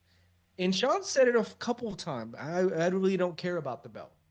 I just want to stand and bang. That's all I want to do is stand and bang, you know, and he will always kind of be that top 5 guy where, in my opinion, you know, I think he has a reason to be frustrated, but I don't he even said in there, like when he was emphasizing the names, me, this person, this one, Sean, like he's low-key yelling at Sean through other aspects because he's just frustrated with him, bro.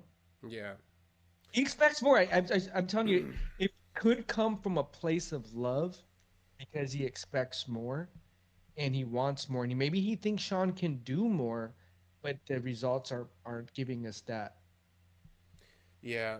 I don't want to speak too much on, like, you know, making assumptions, but I will anyway. Eric, I don't want to make any assumptions, however. But I'm going to do it. But I'm going to... Just one time.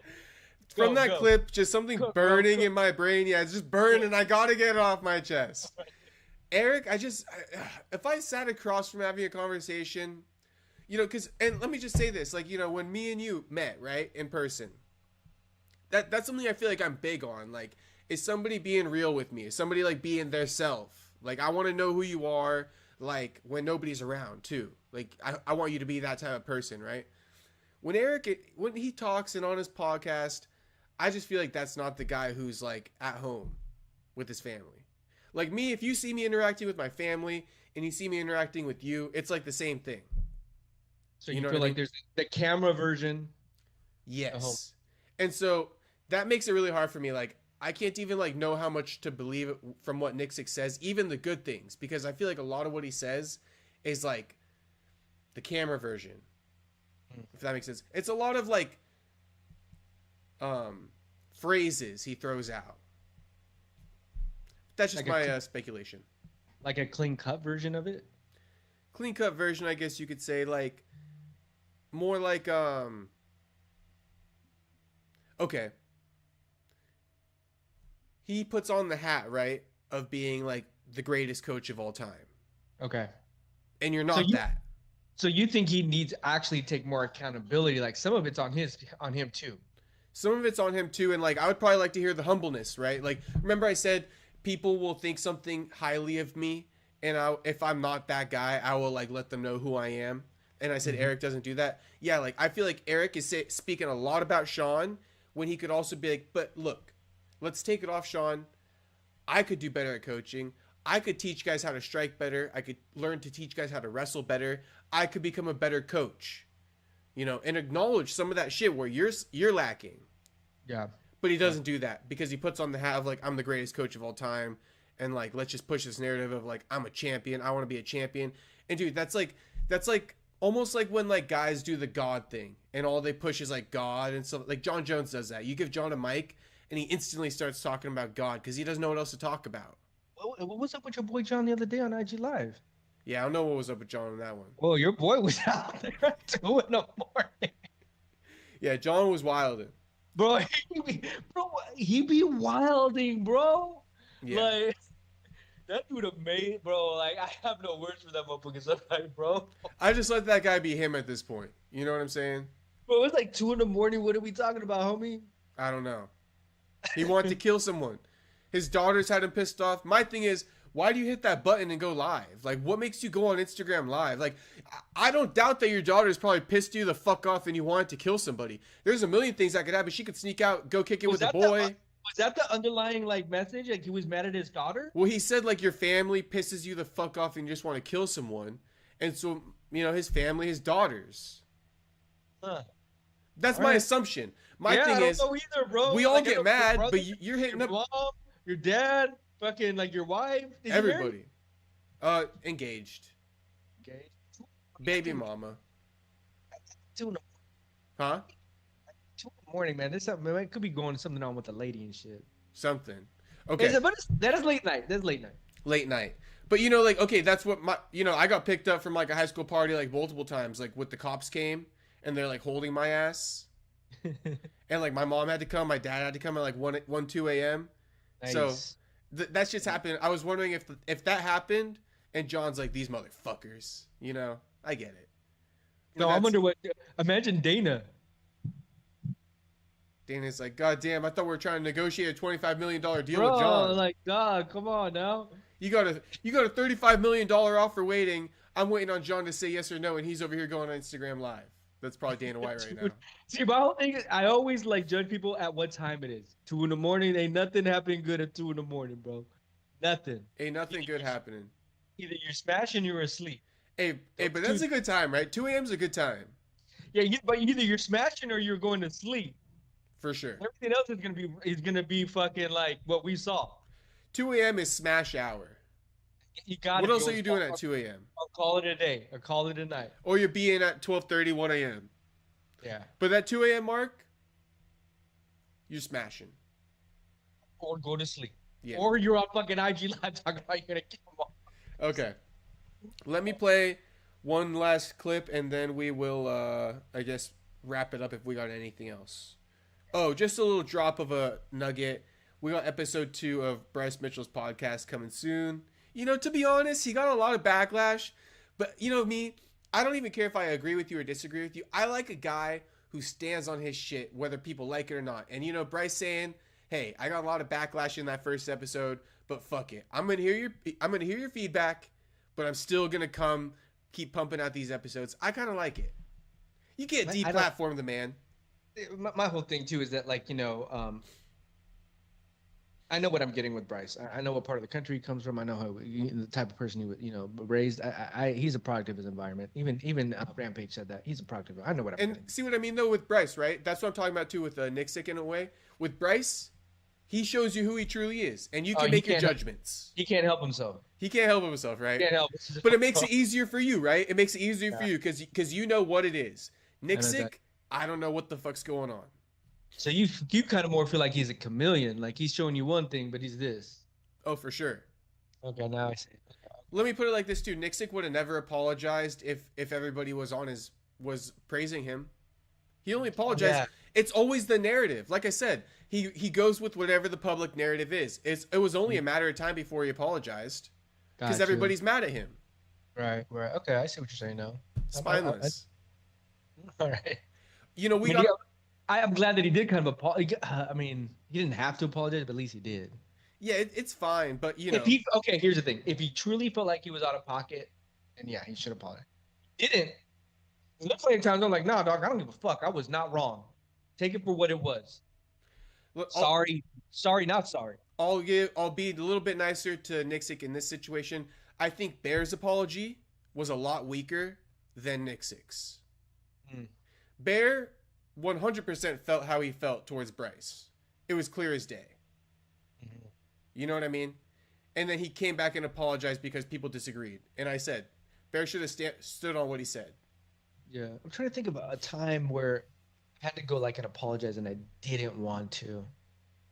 That's the worst, isn't it? Sometimes you do that for your girl, but you know you don't mean it, and it's fine.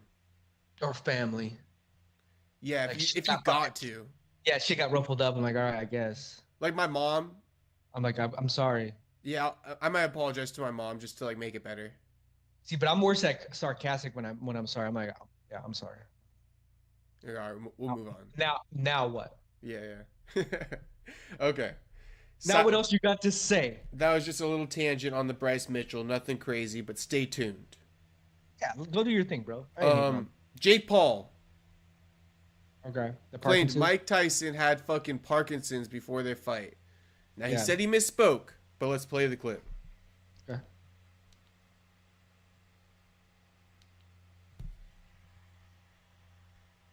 Hang on.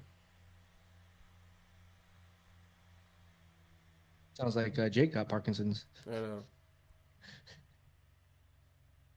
Why isn't the audio playing? A little matter. Oh, here we go.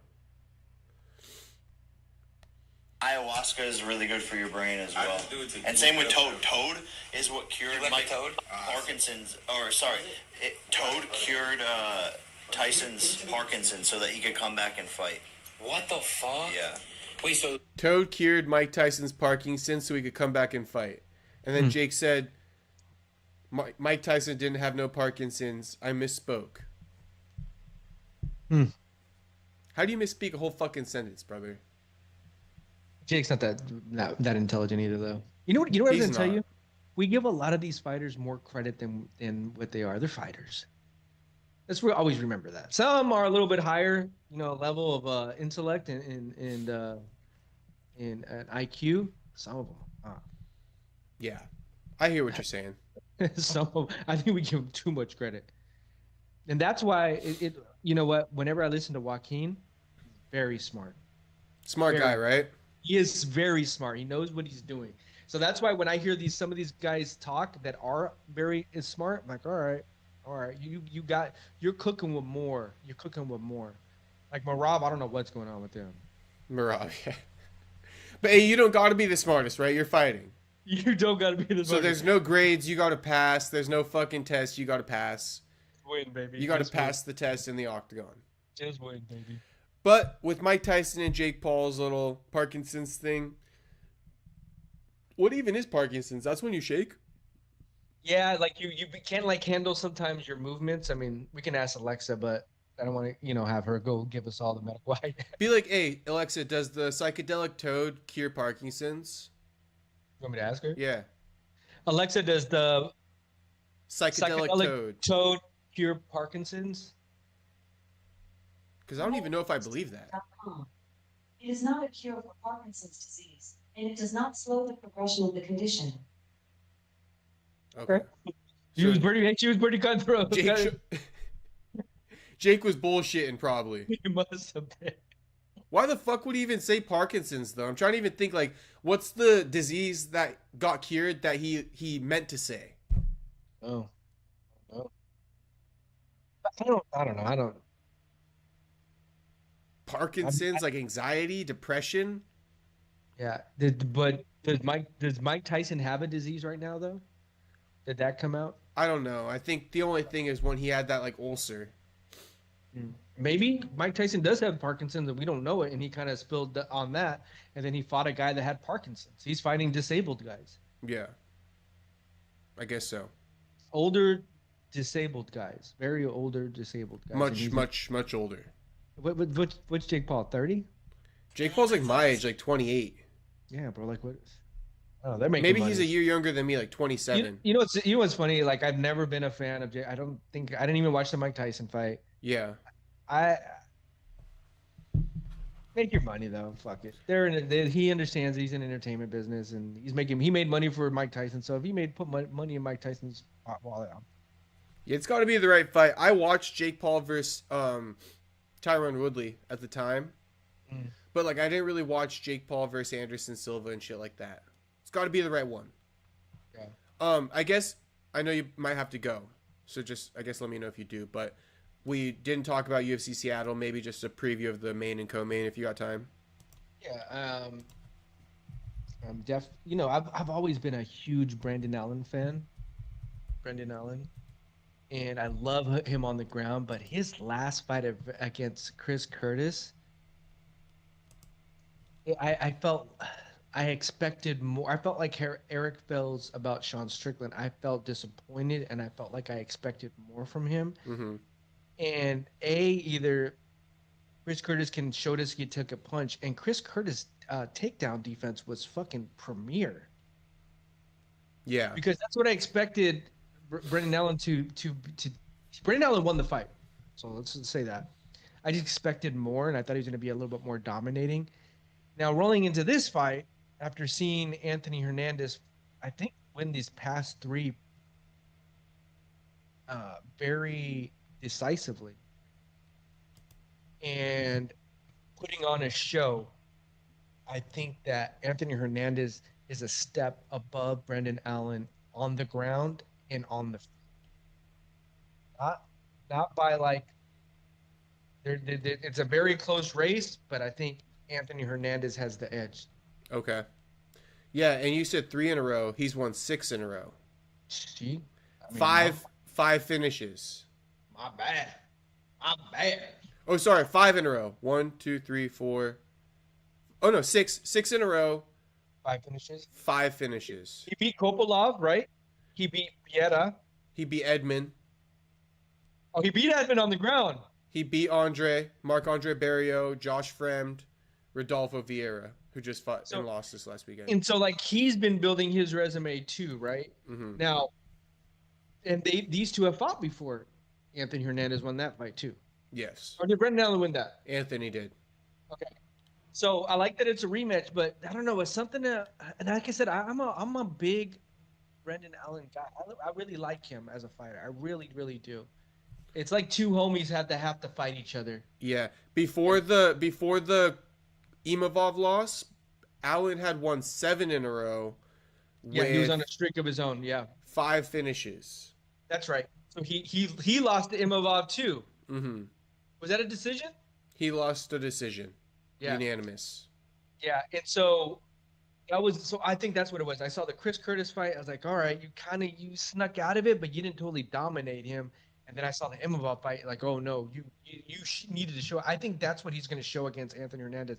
He's going to show that same fight, and Anthony Hernandez is going to be able to push through and get a win out of that. Yeah, not to say that I hope Allen loses by any means. I'm not really rooting for anybody. No. But, with how Allen already fought Imavov and we saw how that went, it was unanimous, it would be more exciting if Hernandez got the win and then we could see matchups with Imavov and just see these guys get new tests. Yeah. And here's the thing, too. If we were to take them both on the ground, let's just say it was just a ground game. They're pretty even. I don't think one guy's going to submit the other guy. They'll keep countering each other on the ground. Mm-hmm. If you stand them up, I think Anthony Hernandez is a little bit better. Yeah. He's got that dog. I think his boxing skills are better than people think. I think he was saying after his last fight, he was like, I used to do a lot of kickboxing when I was a kid. Mm. So I think he was a natural kickboxer who transitioned to MMA. Because everybody looks at Anthony Hernandez like a ground guy. Like a grappler, yeah. But I think he's got a lot of kickboxing fights. And Brendan Allen's a ground guy too. That's kind of where that's where people look at him at. Yeah. Now, something interesting I'll just point out is something to look out for in this fight. A lot of times you'll see guys who start off as grapplers fall in love with the striking later on in their career. Like Tyron Woodley was a good example. Tyron was a classic wrestler who fell in love with the striking. You stop seeing it later in his career, but the wrestling really was there from the beginning. I feel like, my personal opinion, Hernandez does a good job of being like a Khabib. Uses that wrestling, uses that striking, uses it all. He's not falling in love with the striking. He uses it all. Mm-hmm. To some degree, I think Brendan Allen, I haven't seen as much developments in his grappling as I would like to see over his last few fights. I feel like hopefully Allen hasn't fallen in love with the hands too much, because if he has, I think he's going to run into a blender in Hernandez. Yeah, it's interesting because I keep thinking to myself, like, well, Anthony Hernandez gets a chance to, fight higher competition now, but he's fought this competition. So that's where I'm kind of like, well, no, they're kind of on the same playing field. They're kind of on the same level here. Mm-hmm. And Anthony Hernandez might be actually a little bit better. He might just prove, like, I'm the better guy. And I think he's going to prove that I'm the better guy. And right now he technically is, because he did win all those years ago. Mm-hmm. Mm-hmm. So Allen's got to get that lick back. That's what makes it fun too, right? That you get like the rematch, like you get a chance to kind of go prove it now that I can beat this guy in the UFC. So also something I always look at is how much wars they've been in. And dude, Anthony Hernandez has half as many fights as Brendan Allen. 13-2 is Anthony Hernandez. Brendan Allen 24-6. A lot of wear and tear on the body. Yeah, that's true. That's true. A lot of wear and tear. All right, so we both got Anthony Hernandez. Yeah. Yadong Cejudo. Just a quick, the Gene Silva fight. Excited to see that. Fighting nerds. Yeah. See if there's anything else on that preview. Andre Phil versus Costa. I like those two. I like that fight. Yeah, I like that fight too. I like that guy Costa. Yeah, I like both of them actually. I really do. Nursultan is fighting at middleweight. He moved up. He's a big dude. Can't believe they gave Joaquin that big ass dude. All right, so Henry Cejudo versus Song Yadong. 66% of people say Yadong is gonna knock out Cejudo. All right, so Yadong lost versus Peter Yan. That's the fight. He lost to Sandhagen.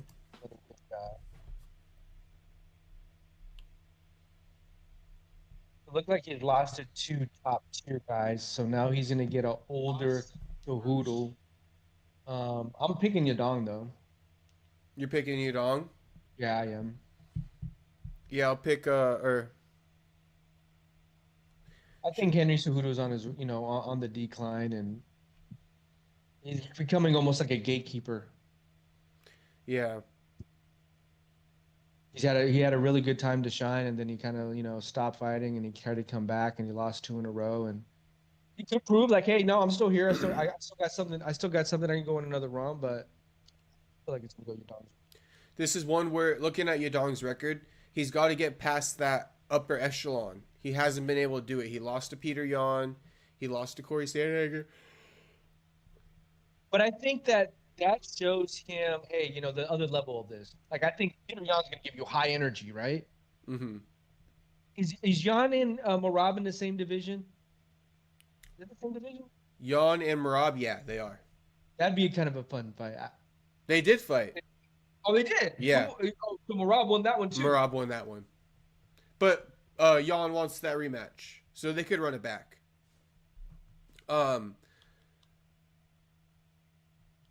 Yeah, there's not much on this one. They should have had the Anthony Hernandez Brendan Allen as the main fight, and they should have put that as a co. Yeah, I would have been a lot more excited about the fight for sure. And then to put Gene Silva underneath that. Yeah, I mean it's a good fight. I don't got much. But there was a lot of fighters that fell off this card. There was. Should we look at that list? Let's go on that list real quick. There was a lot of fighters. They were saying fucking Seattle was cooked. Edson Barbosa, Steve Garcia fell out. Adam Fugit, Islam Dulatov fell out. Curtis Blades fell out. Antonio Trocoli fell out. Dominic Cruz. Dominic Cruz, that's right. Yeah. Yeah. Ketlin Vieira. Yeah, that whole card was just getting dismantled.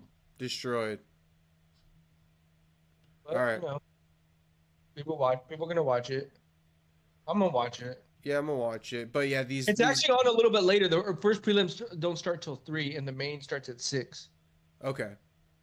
Yeah, I probably won't watch just to get a peek into my imagination. I know you're gonna be right there at that prelim. When I look at these things, I go like this. I go, okay, so let's look at the first 1, 2, 3, 4, 5. I probably won't watch the first 5 fights. Austin Vanderford just got re-signed, Paige Van Zandt's boyfriend. You gonna watch that one? Who's boyfriend? Austin Vanderford. That's Paige Van Zandt's boyfriend. Paige, man, I don't know who that is. Oh, dude, that's so funny because whoever you don't know who that is, it just proves my point. Like, like so many of these people are just journeymen. Like, you will not be remembered. But you're gonna start remembering these people because you're such a diehard prelimer these days. Yeah, it's true. Yeah, you know what's funny is though, like, I started talking to this like girl again. Mm-hmm. You know, she wants to go do this and that, like especially like on a Saturday. Yeah. I was like, all right, am I gonna pick the pee over the fighting? Probably gonna, yeah, probably gonna go with the pee, bro. So is that what you're gonna do this weekend or not? I don't know yet. We may go. We'll see. Yeah, we'll see. But like, you know, Valentine's weekend was this weekend. You know, last weekend and shit. Did you guys do anything? Yeah, went out to a couple restaurants on Friday and Saturday. Okay. But you know, the fight for that, she kind of looked at me as like, "Are you gonna make that over this or what's?" So you just wanted like a Valentine's honey for you're feeling it?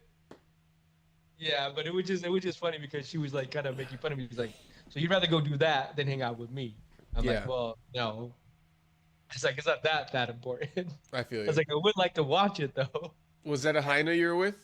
Yeah, Heina. Okay. You guys had a good time? Yeah, it was a good time. Okay. More dates to come?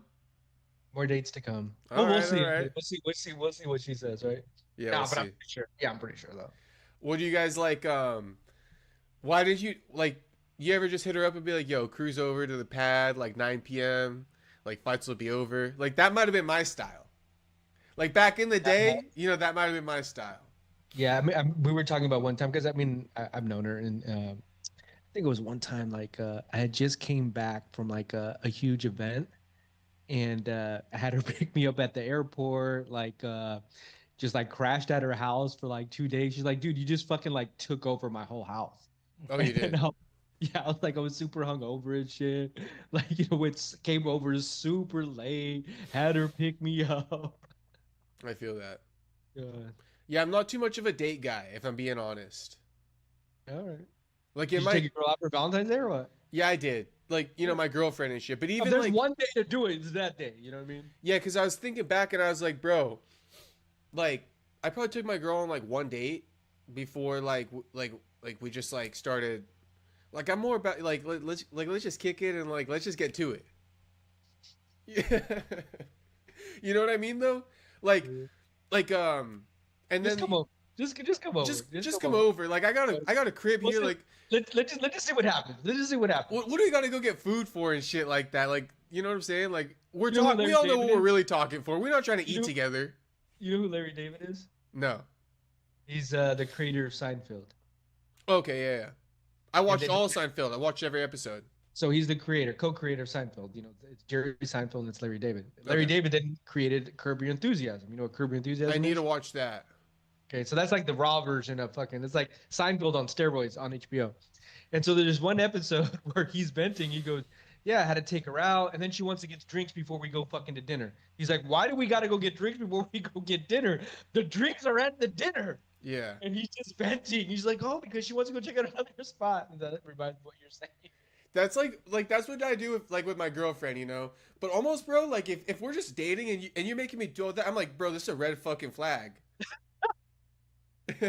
Like, too much. Because you know, the other girls, they water it down for all the other women too. Because like in the back of my mind, I'll be like, if I'm single, right, I'd be like, bro, this girl wants me to take her to drinks and then to dinner, when like I got like 3 or 4 other chicks I could just hit up and they'll cruise over like right now.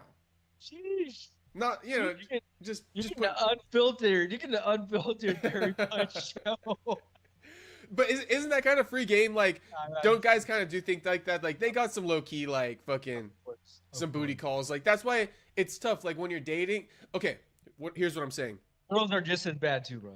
It's like, girls might be able to squeeze okay, how many dates can a chick squeeze out of you? Like before you you know what I'm trying to say? Like before she's wasting your time. Like even if you're fucking, right? Even if you're fucking, 3 dates. Okay.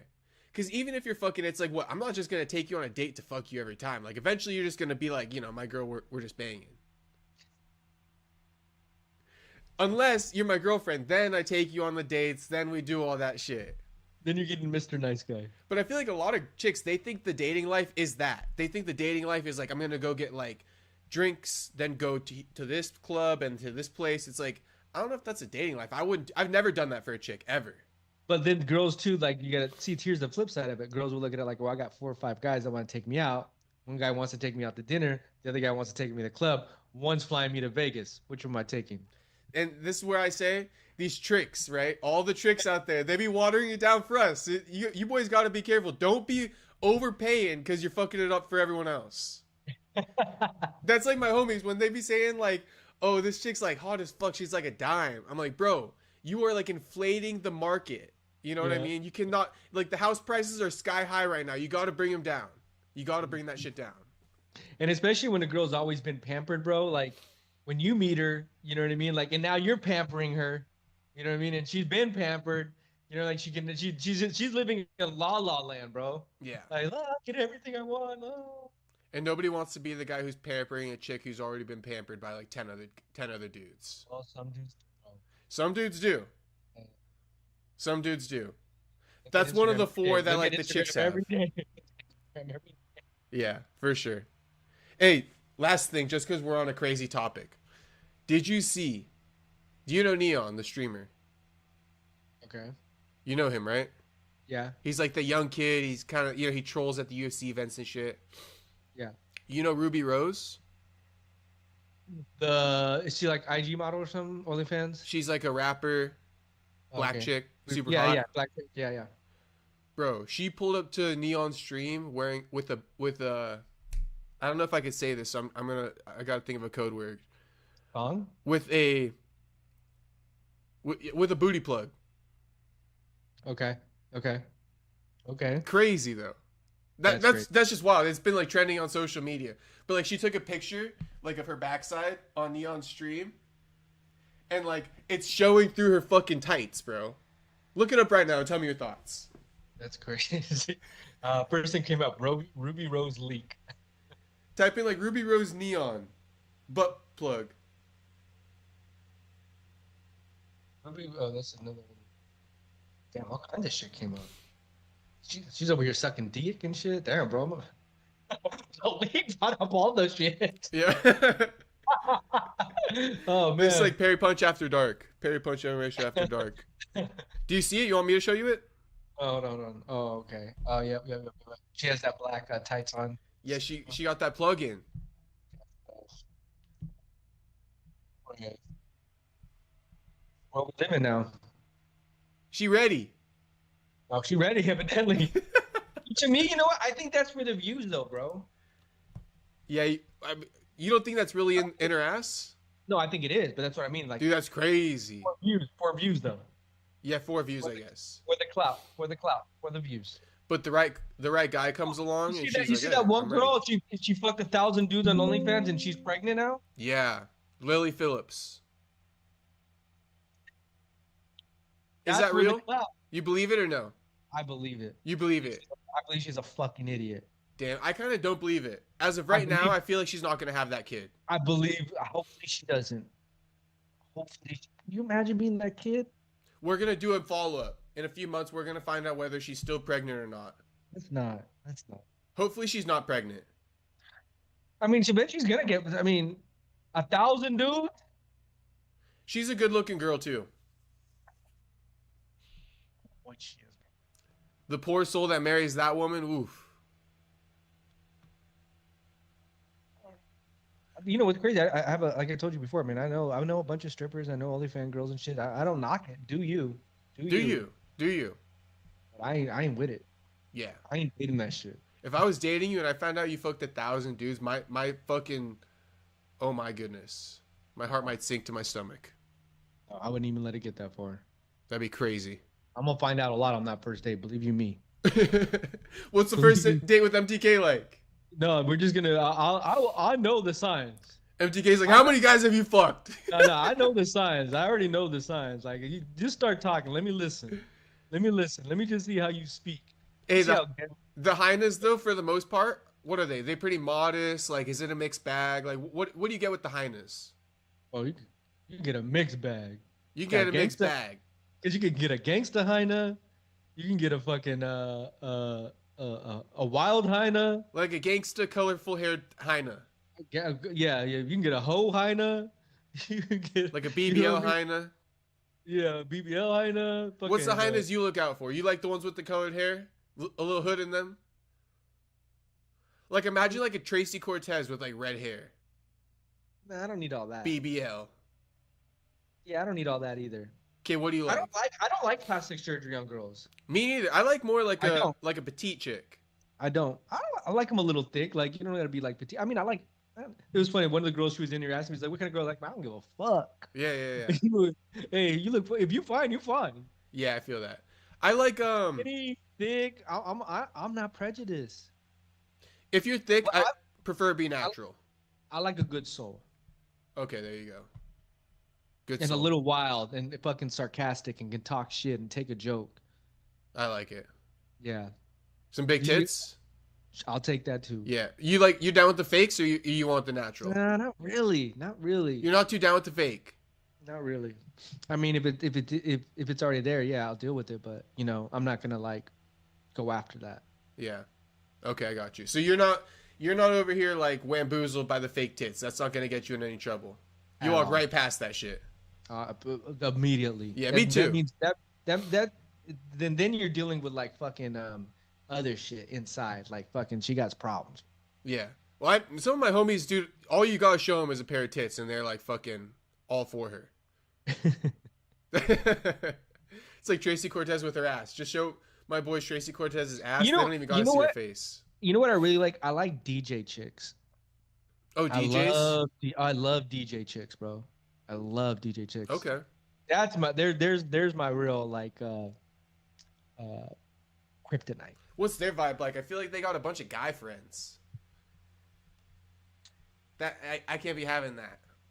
Yeah, no, I wouldn't go that far because that world is different. Because like even what we do here at West Coast Radio, like on the house music side, it's such a different energy and such a different vibe that you go to those events and there's like everybody's just having a fucking great time. Like it's just it's insane, right? And especially when they're DJing and the whole crowd's fucking in front of them and shit. And like I got thousands of people dancing and shit. Ooh, sex after that is fucking like euphoric. Hey, so you like house music and shit? This will be the last thing. You like house music and all that shit, or what? Yeah, I would say I tell everybody house music saved my life, bro. I was so induced and sucked in with the poison of rap music that, man, I was living gang culture to the fullest, bro. Like house music really saved my life. Damn, because I don't know why I've ever not mentioned this to you, but I got like 3 homies, right, who live in, especially because of your music background too in the West Coast Radio. I got 3 homies who live in San Diego. Really? All like fucking fell in love with house music after high school, and like they're just trying to produce and like they're DJing now. But I don't know if you ever want. I'm not even trying to plug them or anything like that. But they're not too big or anything. But that's what they're out there doing. Yeah, we should. You should come down one day. We'll have a little music event here in the back because we have like the DJ stuff back here. Mm-hmm. We have like a little courtyard almost and shit. Bro, it'd be a match made in fucking heaven. Yeah, I mean, that's I love shit like that. You know what I mean? Especially what we do here at West Coast. We like Dom Dolla's been in here. Dom Dollar performed at Coachella and all the biggest festivals in the world and shit. Yeah. Sam Blackie's in here. That's who used to get me in trouble, Sam Blackie, because she's like a really cute white chick with like 500,000 followers on Instagram. And so any girl I would date, they would see pictures with me and her. And it's like, oh, you fucking her? I was like, man, I'm not fucking her. I mean, I would love to, but that's not what was going on. It was more for like entertainment and shit. Got you. Okay, so if I'm ever in San Diego, which I will be, maybe we can. You live far. What? I know, right? I'm only like an hour away. I'll link up. MTK with my high school boys. I haven't seen them in a minute either, but they love fucking house music. Bring the homies over. Yeah. That's what I was saying. I'm not even saying like you should do anything for them, but I'm thinking like if you like house music, I feel like you might even get along with some of these boys. Yeah, maybe. Like it's interesting what we've done here with like with the music stuff. Like I know all the like party promoters for that. From Cross Festival is going to be in 2 weeks here in San Diego, the biggest house music event here in San Diego. You know what Cross Festival is? No, what is that? It's like a baby Coachella for house music here in San Diego. 2-day event, fucking 3 stages, 20,000 people. It's fucking crazy. And you'll attend that? I may not go this year, but I've gone to too many. Okay. Yeah. Okay. Yeah, I'm sure my homies will be there. All the nightclubs are open to like 6 a.m. Fucking everybody's at the afters. Everybody's hella sober. It's a fucking rage fest. Yeah, my friends will be there for sure then. I'm sure you've been in the same event as my friends. You should just text them like, hey, I'm going to Cross Out. Let's link up and see what they say. All right. What's it called? Cross Out?